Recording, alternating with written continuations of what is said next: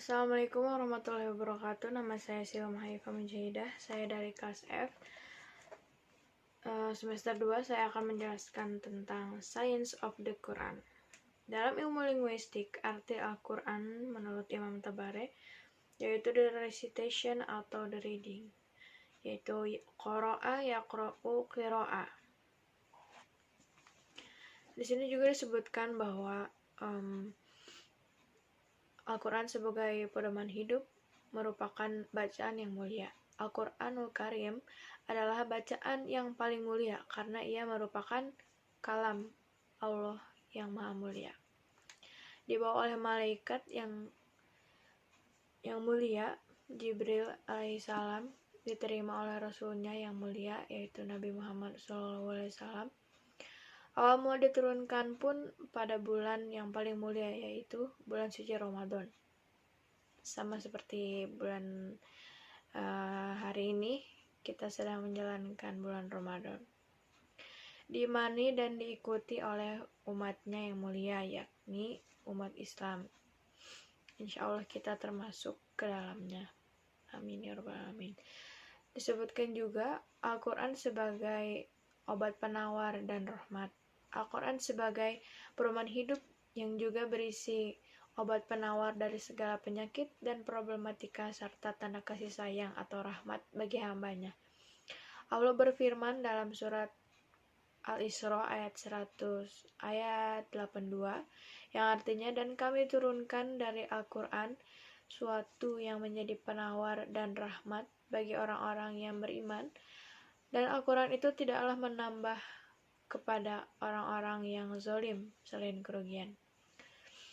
Disebutkan di sini bahwa hanya orang-orang yang berimanlah yang mendapatkan rahmat dari Al-Quran itu. Al-Quran dapat menjadi obat penawar dari hati yang gundah dan pikiran yang resah. Jadi jika kita sedang merasakan hidup yang berat, gundah, hatinya resah, pikiran pun tidak karuan, maka ingatlah Allah dengan cara membaca Al-Quran. Insya Allah hati kita menjadi lebih tenang, lebih ikhlas dalam menerima apa yang terjadi.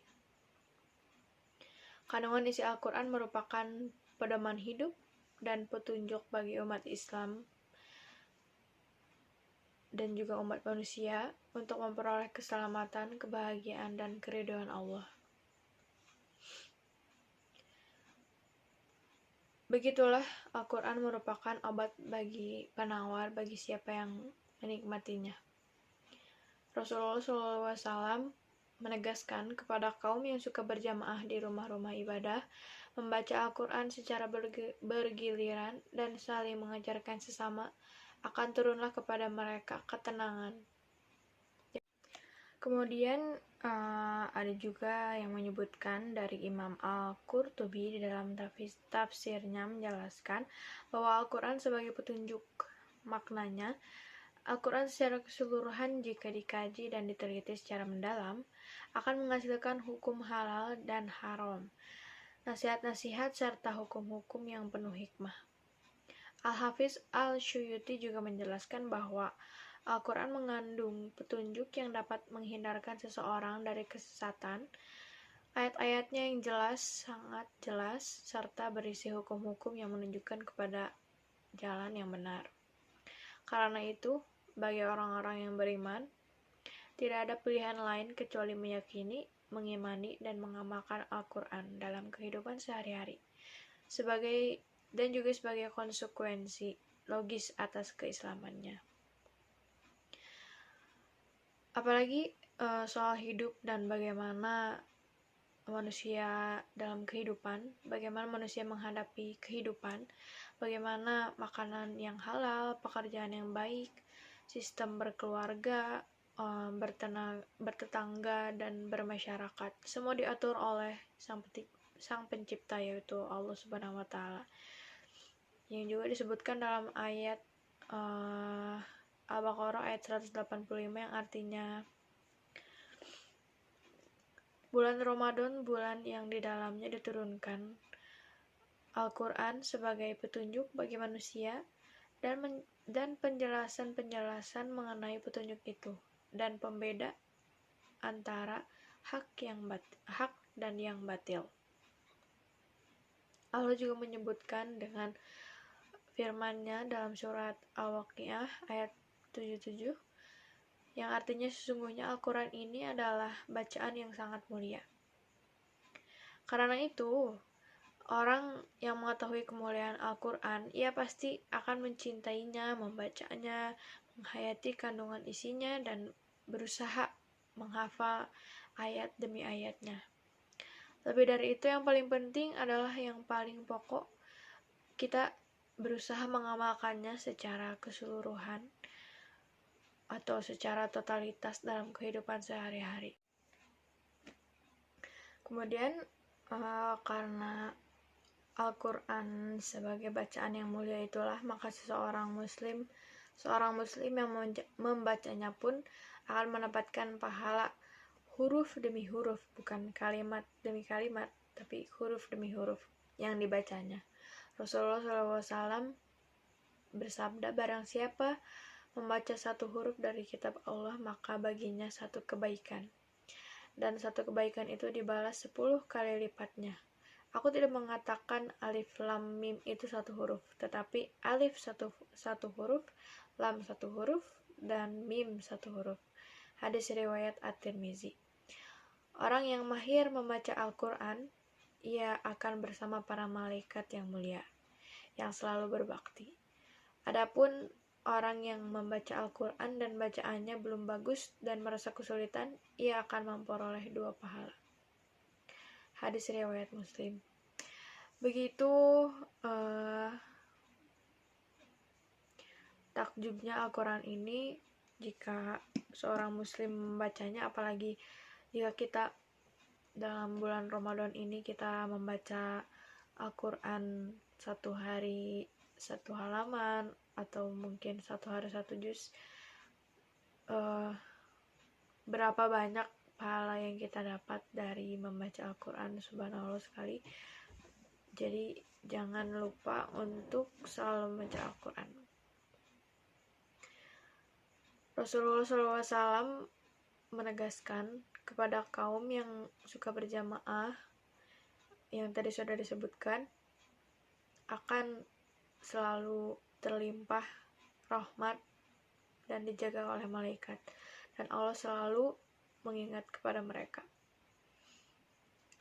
Ada hadis yang menjelaskan, hadis riwayat Muslim dan Abu Hurairah, yaitu kepada kaum yang suka berjamaah di rumah ibadah membaca Al-Quran dan saling mengajarkan sesama, akan turunlah kepada mereka ketenangan dan ketentraman terlimpah kepadanya, rahmat, dan juga dijaga oleh malaikat, dan Allah akan selalu mengingat mereka.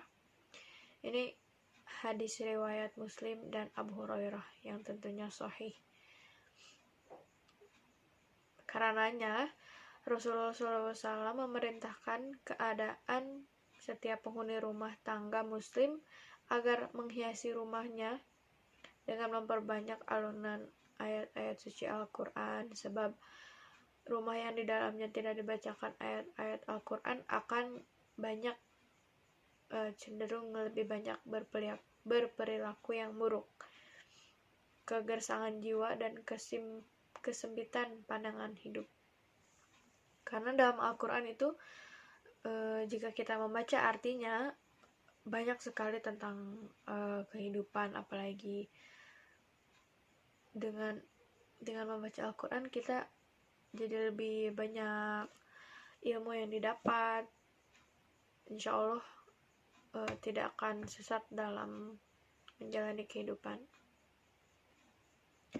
Kemudian dengan membaca Al-Quran, berinteraksi dengan Al-Quran, senantiasa terhubung dengan Al-Quran, sama dengan terhubung dengan Allah Subhanahu wa Ta'ala, maka akan mampu memberikan spirit, inspirasi, dan motivasi dalam kehidupan. Disinilah Allah dikatakan sebagai mukjizat dan rahmat yang tiada taranya bagi manusia dan alam semesta. Di dalamnya terkumpul wahyu Allah yang menjadi petunjuk, pedoman, dan pelajaran bagi siapa saja yang mempercayai dan mengamalkannya. Ini makna terdalam dari nuzulul Quran. Semoga kita dapat mengamalkannya.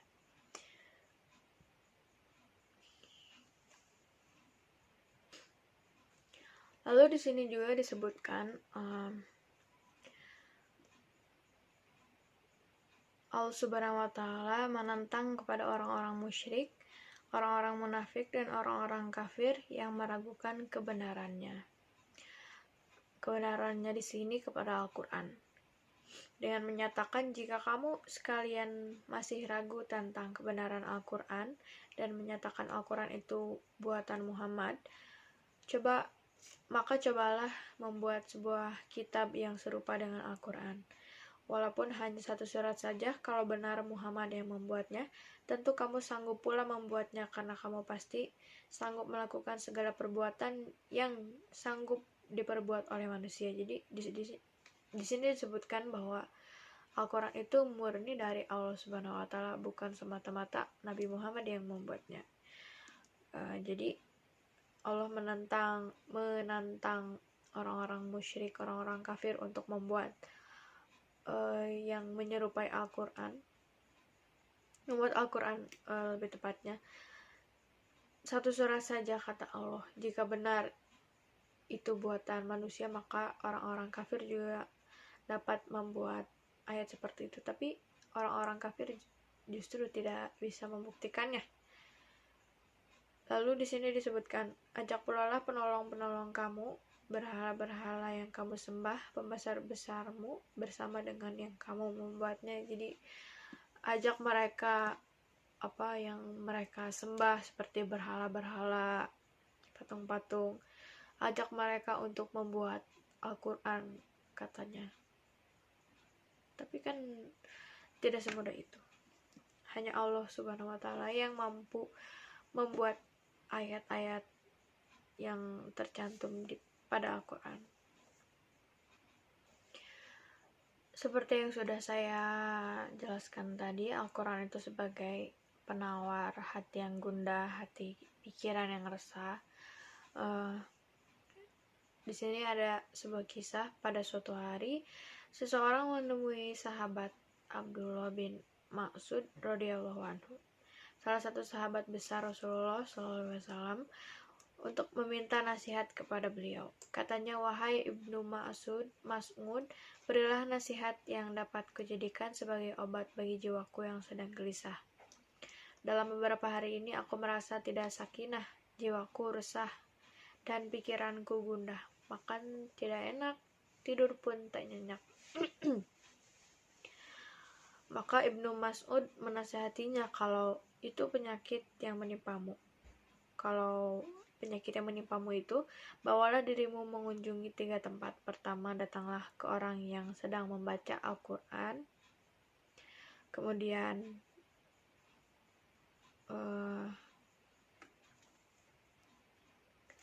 Kemudian beliau menjawab, dengarkan baik-baik orang yang sedang membaca Al-Quran. Kedua, pergilah ke tempat majelis ta'lim yang mengingatkan hati kepada Allah. Dan ketiga, carilah tempat yang sepi di malam sunyi. Di sana engkau menyendiri bersama Allah tengah malam buta untuk sholat tahajud. Lalu mintalah kepada Allah ketenangan jiwa, ketentraman pikiran, dan kemurnian hati. Nasihat itu sering sekali Rasulullah SAW yang mengajarkan kepada setiap penghuni rumah tangga muslim agar menghiasi rumahnya dengan alunan-alunan suci Al-Quran. Yang sudah saya sebutkan tadi, bahwa Al-Quran itu jika tidak dibacakan di dalam rumah menyebabkan perilaku yang buruk, kegersangan jiwa, kesempitan pandangan kehidupan. Lalu ada nasihat yang pertama dari Ibnu Mas'ud. Buat mereka yang sedang galau adalah mendatangi tempat orang-orang yang sedang membaca Al-Quran. Di sana ikut membaca Al-Quran atau cukup mendengarkannya dengan baik. orang yang membaca Al-Quran dengan orang yang mendengarkan Al-Quran, pahalanya sama dengan, contohnya jika kita sedang mendengarkan Al-Quran, sedang mendengarkan orang yang membaca Al-Quran, kita sama pahalanya dengan orang yang membaca Al-Quran tersebut. Jadi begitu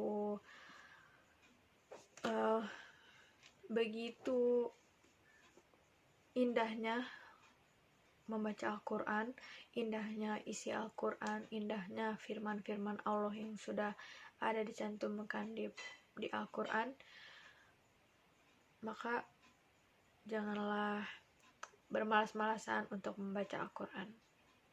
Sekian mungkin dari yang dapat saya sampaikan. Mohon maaf apabila ada salah-salah kata, jika kesalahan itu hanya milik saya dan kesempurnaan hanya milik Allah Subhanahu wa Ta'ala. Wassalamualaikum warahmatullahi wabarakatuh.